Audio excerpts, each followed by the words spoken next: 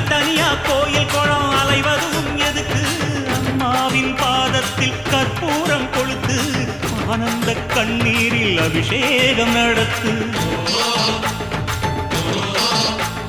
காட்டு வீரங்கெல்லாம் கொடுத்தா தாம் மதிப்பு படகாவி தூரவி எல்லாம் விழிஞ்சா தாம் மதிப்பு பணம் கொஞ்சம் இருந்தாலும் கொடுத்தா தாம் மதிப்பு நீ மகன் என்றால் உன் தாயை மதிச்சா தாம் மதிப்பு